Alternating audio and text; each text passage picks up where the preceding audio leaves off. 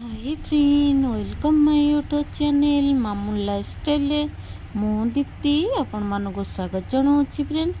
चलतु देखी नवा आज रेसिपी।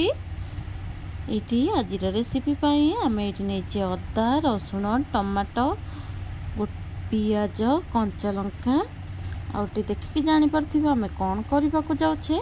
ये अंडा आलू को आम बसई देछे ता भीतर आम सब मसला रेडी कर देछे।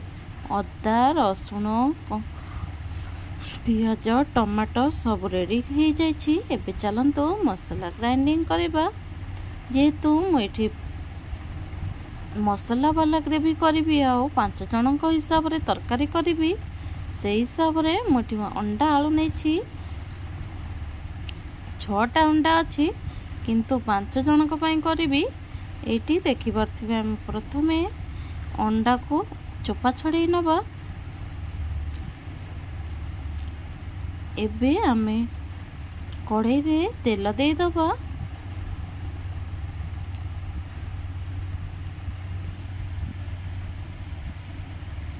एबे प्रथमे सांग माने आमे अंडा को कट लगे नवा।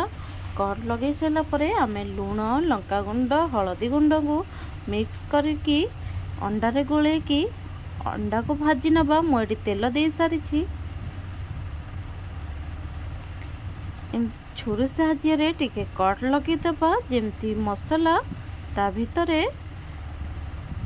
भलकरी बसीज और खाइबा को मध्य बहुत स्वादिष्ट लगे। ये खाली छुरीर अग टिके एमती मारी नेबे। एबे आमे एमती गोले की अंडा भाजी नवा।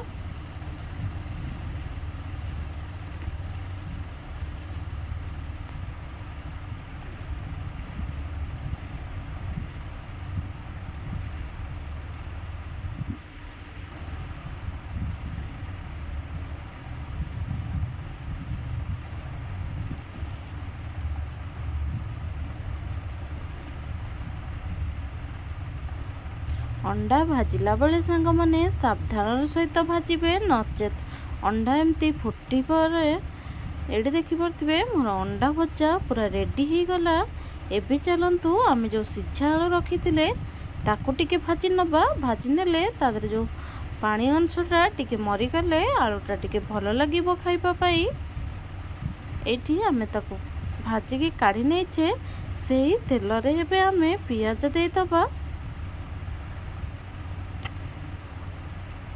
जेहेतु मो 5 जन 6 जन हिसाब से आम मसला रेडी करवा से हिसाब से आम मसला नहीं आपन कम बेसी करें जो हिसाब से आपन मेंबर थे से हिसाब से मसला देवे। मुठी अदा रसुण पेस्ट कर नहीं सहित कंचा लंका 2टा देती। ये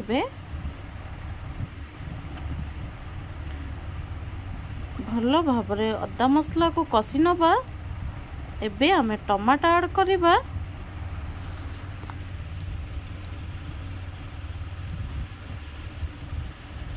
जेपर्यंत टमाटो सिझी न जाइछि मसला रे आमे से पर्यंत कषि चलिबा।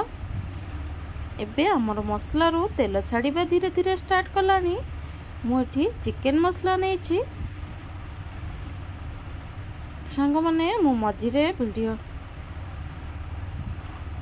माने अंडा आलू कषिला बेले वीडियो मोर टिके ये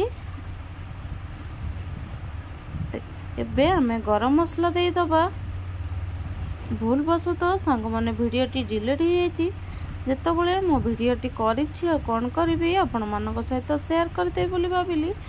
जदि मोर ये अंडा आलू रेसिपी आपण मानक भल लगी ताहले निश्चिंत गोटे लाइक करिवे कमेंट करिवे सांग मानक सहित शेयर करिवे। रहुछि नमस्कार।